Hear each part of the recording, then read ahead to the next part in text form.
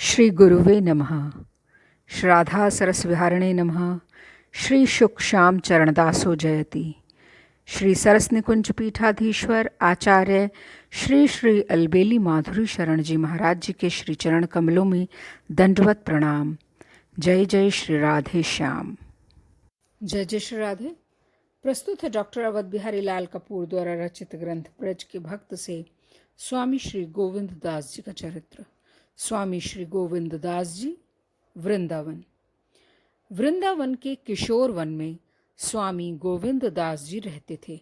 वे शुक संप्रदाय के संस्थापक आचार्य श्री श्याम चरण दास जी महाराज के शिष्य श्री गुरु छौना जी की परंपरा में उनकी छठी पीढ़ी में श्री खूबदास जी से दीक्षित थे और शुक संप्रदाय के रसिक संत दिल्ली के श्री मदन मोहन दास जी से विशेष रूप से प्रभावित थे। बड़े विरक्त महात्मा थे। वे मांगते किसी से कुछ नहीं थे, मधुकरी भिक्षा को भी नहीं जाते थे, आकाशवृत्ति से रहते थे। संपत्ति के नाम पर उनकी जीर्ण कुटी में केवल रज का करुआ और 2 ग्रंथ थे जिन्हें वे हृदय से लगाकर रखते थे। वे थे शुक संप्रदाय के आचार्य श्री श्याम चरणदास जी कृत भक्ति सागर और शुक संप्रदाय के ही श्री राम सखी जी कृत भक्ति रस मंजरी। वे सिद्ध सहचरी भाव से, शुद्ध सहचरी भाव से युगल की उपासना करते थे और भक्ति रस मंजरी के अनुसार राधा कृष्ण की लीलाओं की भावना करते थे। संसार से उदासीन रहकर नाम जप और ध्यान में सदा लीन रहते थे। वृंदावन छोड़कर कहीं नहीं जाते थे। एक कवि ने उनके संबंध में लिखा है, श्री जगदीश दास राठौर जी के शब्द में, तृणवत त्यागे जगत सुख, दृढ़ व्रत विपिन निवास, नाम भजन रस में पगे, गुण निधि गोविंद दास। संत उनके प्राण थे। जप और ध्यान में लगे रहते हुए भी वे संत सेवा का कोई अवसर हाथ से नहीं जाने देते थे। श्री सरस माधुरी जी ने उन्हें साधु सेवा धर्म जहाज कहा है।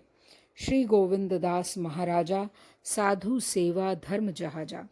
श्री रूप माधुरी शरण जी ने भी उनकी साधु सेवा और नाम निष्ठा की सराहना की है।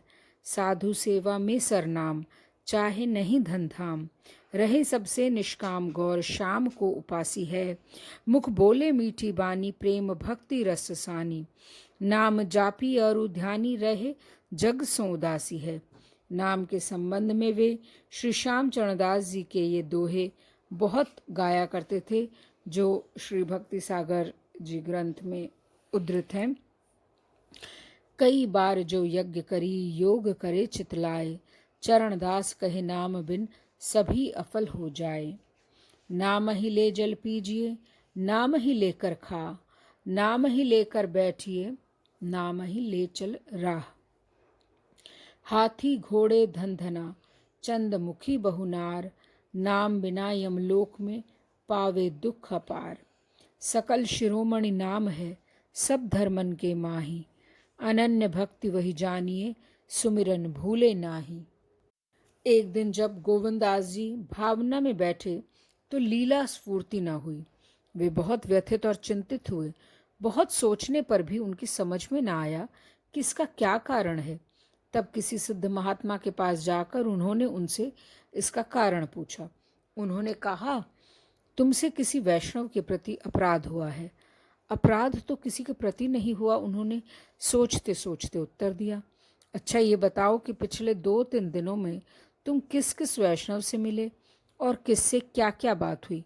मिला भी किसी से नहीं, बस कल एक महात्मा मेरी कुटिया पर आए थे, मुझे अपने गुरु महाराज की तिथि पर प्रसाद ग्रहण करने के लिए कहने। मैंने उनसे कहा मैं कहीं प्रसाद पाने नहीं जाता। मुझे लगा कि वे कुछ खिन्न होकर चले गए, तो उन्हीं के प्रति तुम्हारा अपराध हुआ है। वो कैसे? मैं सचमुच कहीं निमंत्रण पर नहीं जाता, ये मेरा नियम है। क्या मैं उनके खातिर अपना नियम छोड़ देता? यदि ऐसा करता तो दूसरे भंडारों में भी मुझे जाना पड़ता। भंडारों में पता नहीं किसका कैसा पैसा लगता है। प्राय भंडारों का अन्न बहुत शुद्ध नहीं हुआ करता, उसे खाने से चित्त के चंचल हो जाने का भय रहता है। मैंने बहुत से भजन निष्ठ महात्माओं को ऐसा कहते सुना है। तुम ठीक कहते हो, तुम्हारा नियम भक्ति पथ के अनुकूल और प्रशंसनीय है, पर तुम्हारा निमंत्रण अस्वीकार करने का ढंग कुछ ऐसा रहा होगा जिससे बाबा को दुख हुआ। फिर किसी महात्मा के भंडारे के महाप्रसाद की एकदम अवज्ञा करना भी तो ठीक नहीं। तुम भले ही प्रसाद न पाते, पर उसकी एक कणिका भी न लेकर उसका असम्मान करना ठीक नहीं था। तुम्हें चाहिए कि उन महात्मा से क्षमा मांगो और उनसे कहो कि कोई भगवत प्रसाद अपने गुरुदेव को अर्पण कर तुम्हें दे, तुम उसका सेवन करो। ऐसा करने से उस अपराध से मुक्त हो जाओगे। गोविंद दास जी ने ऐसा ही किया। तब उन्हें लीला स्फूर्ति पूर्ववत होने लगी। तभी से वे साधु वैष्णव सेवा की बात जहाँ सुन पाते वहाँ निमंत्रण ना भी होता तो पहुँच जाते, सेवा में योगदान करते। उसके उपरांत सेवा में लगे बर्तनों को धोकर उनका जल पी लेते और उन्हें मांझ धोकर रख देते। इस प्रकार वे किसी भंडारे का अन्न न खाने के अपने नियम का भी पालन करते और प्रसाद का सम्मान न करने के सिद्धांत का भी। गोविंद दास जी प्रत्यक्ष में जुगल बिहारी नाम के अपने ठाकुर की सेवा करते और उनकी दिव्य लीलाओं का चिंतन करते। किशोर वन में व्यास समाधि के निकट जो मंदिर है वो उन्हीं का बनवाया, उन्हीं के जुगल बिहारी का मंदिर है। चिंतन करते करते गोविंद दास जी को बहुत समय बीत गया। वे सोचने लगे, अभी तक ठाकुर ने प्रत्यक्ष में कोई कृपा नहीं की। एक दिन वे ठाकुर के भोग के लिए रसोई बना रहे थे। उन्होंने देखा कि एक बालक और बालिका कुटिया में घुसे और एक एक रोटी थाली में से लेकर किशोर वन के मंदिर की ओर भाग गए। बाबा चीखते रहे, अरे क्या करते हो, अमनिया है अमनिया। ये कहते हुए वे भी मंदिर की ओर भागे। वहां जाकर देखा कि बालकों में से वहां कोई नहीं है, पर मंदिर में राधा और कृष्ण की मूर्तियों के हाथ में एक एक रोटी है। वे विस्फारित नेत्रों से देखते रह गए कि कुछ ही पलों में मूर्छित हो भूमि पर गिर पड़े।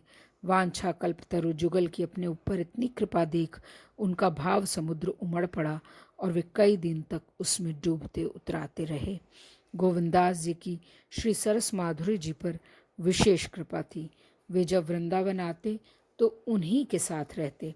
उनके शिष्यों में श्री धर्म मित्र जी, श्री किशोरीलाल भार्गव और श्री अलबेली शरण जी, मुंशी हीरालाल जी भार्गव का नाम विशेष रूप से उल्लेखनीय है, जिन्होंने शुक संप्रदाय की बहुत सेवा की। आज से लगभग 65-70 वर्ष पूर्व उन्हें निकुंज प्राप्ति हुई। और अब प्रस्तुत है मौनी बाबा का चरित्र। मौनी बाबा ग्वाल पोखरा। श्री स्वामिनी शरण जी के शिष्य श्री मौनी बाबा एक सिद्ध महात्मा थे। हमें खेद है कि उनके संबंध में हम इतना ही जान पाए हैं कि वे मौन व्रतधारी, बड़े त्यागी और निरभिमानी रसिक संत थे। उन्होंने पीलू के पत्ते चबाकर या केवल चना चबैना खाकर ग्वाल पोखरा में भजन करते हुए राधा कृष्ण के दर्शन किए थे। श्री रूप माधुरी जी ने अपने कवित्व में उनकी छवि इस प्रकार आंकी है। ग्वाल पोखरा स्थान करे मौनी बाबा ध्यान, ब्रज में न आन संत हरिदासी है। प्रेम नैन में नवेला कीना दंपति से मेला, स्वामिनी शरण को चेला कुंज रस को उपासी है।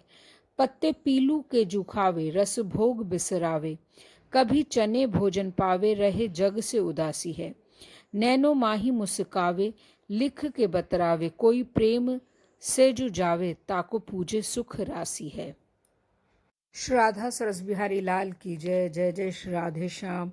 श्री अलबेली सरकार की जय।